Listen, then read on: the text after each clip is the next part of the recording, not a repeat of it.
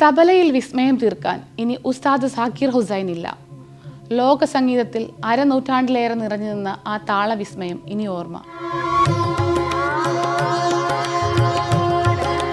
Indian സംഗീത പാരമ്പര്യത്തിൽ വേരൂന്നിയ തബല എന്ന സംഗീതോപകരണത്തെ ലോക സംഗീതവുമായി ചേർത്ത് വെച്ച അതുല്യ പ്രതിഭയാണ് സാക്കിർ ഹുസൈൻ. നിങ്ങൾ പാരമ്പര്യത്തോട് അടുത്തു നിൽക്കണം, അതിനൊപ്പം ലോകത്തിൻ്റെ ആവശ്യങ്ങൾക്കൊപ്പം അതിനെ ചേർത്ത് നിൽക്കാനും സാധിക്കണം. തൻ്റെ വാക്കുകൾ പോലെ തന്നെ തൻ്റെ സംഗീത സഭര്യ കൊണ്ട് അതിനുള്ള ഉത്തരവും അദ്ദേഹം കണ്ടെത്തി.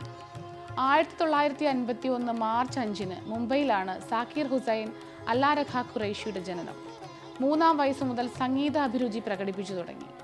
പ്രശസ്ത ഇന്ത്യൻ തബലവാദകനായ ഉസ്താദ് അല്ലാ രഖ ഖാനാണ് സംഗീതത്തിൻ്റെ ആദ്യ പാഠങ്ങൾ മകന് പകർന്നു നൽകിയത്. അച്ഛൻ്റെ വഴി തന്നെ തെരഞ്ഞെടുത്ത സാക്കിർ തബലയിൽ പഞ്ചാബ് ഘരാന പിന്തുടർന്നു.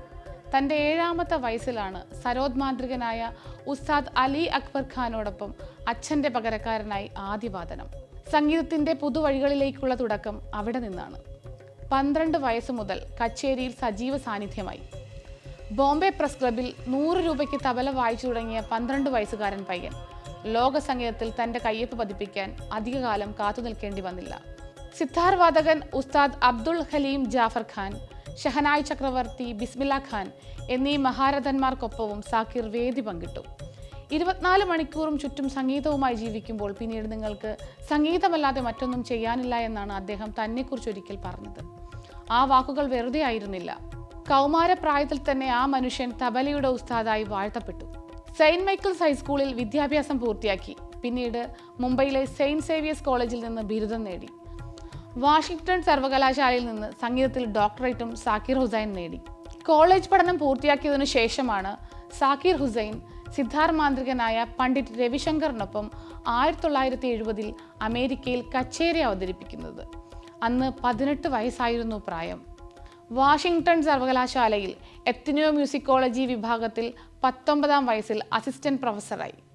ലോക സംഗീതത്തിൻ്റെ സമകാലിക ഭാവുകത്വത്തെ തൻ്റെ സംഗീതത്തിലേക്ക് ആവാഹിക്കുവാൻ അദ്ദേഹത്തിന് കഴിഞ്ഞു. 1999 United National Endowment for Arts National Heritage ഫെലോഷിപ്പും നേടി. അമേരിക്കയിലെ പരമ്പരാഗത കലാകാരന്മാർക്കും സംഗീതജ്ഞർക്കും നൽകുന്ന ഏറ്റവും ഉയർന്ന ബഹുമതിയാണിത്. പിന്നീട് രാജ്യം പത്മശ്രീ, പത്മഭൂഷൺ, പത്മവിഭൂഷൺ പുരസ്കാരങ്ങളും നൽകി ആദരിച്ചു. 4 തവണയാണ് ഗ്രാമി അവാർഡ് അദ്ദേഹത്തെ തേടിയെത്തിയത്. ന്യൂയോർക്കിൽ വെച്ച് ഗിറ്റാറിസ്റ്റായ ജോൺ മെക്ലനനെ കണ്ടുമുട്ടിയത് സൗഹൃദത്തിലേക്കും ശക്തി എന്ന സംഗീത ഗ്രൂപ്പ് തുടങ്ങുന്നതിനും കാരണമായി. അതിൽ ഇന്ത്യൻ വയലിനിസ്റ്റായ എൽ ശങ്കറും ഉൾപ്പെട്ടിരുന്നു. ഹീറ്റ് ആൻഡ് ഡസ്റ്റ് എന്ന സിനിമയിൽ അദ്ദേഹം സംഗീതം ആലപിക്കുകയും ആ ചിത്രത്തിലെ സംഗീത സംഭാവനകൾക്ക് 1983 കാൻ ഫിലിം ഫെസ്റ്റിവലിൽ അവാർഡിന് നാമനിർദ്ദേശം ചെയ്യപ്പെടുകയും ചെയ്തു. പിന്നീട് 1 വർഷത്തിന് ശേഷമാണ് അദ്ദേഹം സ്വന്തമായി സാക്കിർ ഹുസൈൻ റിതം എക്സ്പീരിയൻസ് ആരംഭിക്കുന്നത്. ഐതിഹാസിക പോപ്പ് ബാൻഡായ ദ ബീറ്റിൽസ് ഉൾപ്പെടെ നിരവധി പാശ്ചാത്യ സംഗീതജ്ഞരുമായി സഹകരിച്ച് പ്രവർത്തിക്കുവാനും അദ്ദേഹത്തിന് കഴിഞ്ഞു. 1996 അറ്റ്ലാന്റയിൽ നടന്ന സമ്മർ ഒളിമ്പിക്സിൻ്റെ ഉദ്ഘാടന ചടങ്ങിലും ഹുസൈൻ്റെ മാന്ത്രിക വിരലുകൾ ചലിച്ചു. Mickey Hart, Charles Lloyd, Herbie Hancock എന്നിവരുൾപ്പെടെയുള്ള പ്രമുഖ കലാകാരന്മാരുമായി സഹകരിച്ച് സമകാലിക ലോക സംഗീത പ്രസ്ഥാനത്തിൽ അദ്ദേഹം മികച്ച സംഭാവനകൾ നൽകി. കഴിഞ്ഞ ഗ്രാമി പുരസ്കാര വേദിയിലും സാക്കിർ ഹുസൈൻ ശ്രദ്ധേയമായ നേട്ടങ്ങൾ കൈവരിച്ചിരുന്നു. മികച്ച ഗ്ലോബൽ മ്യൂസിക് പെർഫോമൻസ്, മികച്ച കണ്ടംപററി ഇൻസ്ട്രുമെൻ്റൽ ആൽബം, മികച്ച ഗ്ലോബൽ മ്യൂസിക് ആൽബം എന്നീ വിഭാഗങ്ങളിലാണ് പുരസ്കാരം പങ്കിട്ടത്. Mr and Mrs Iyer, Vanaprastham എന്നിവയുൾപ്പെടെയുള്ള ഏതാനും സിനിമകൾക്ക് സംഗീതവും നൽകിയിട്ടുണ്ട്. Heat and dust, the perfect murder, Miss Beatty's children, Saaz എന്നീ ചിത്രങ്ങളിലും അഭിനയിച്ചിട്ടുണ്ട്. തൻ്റെ മാനേജരും കഥക് നർത്തകിയുമായ അന്റോണിയ മിനേക്കോളയാണ് ജീവിത പങ്കാളി. അനീസ ഖുറേഷി, ഇസബെല്ല ഖുറേഷി എന്നിങ്ങനെ 2 പെൺമക്കളും ഇവർക്കുണ്ട്.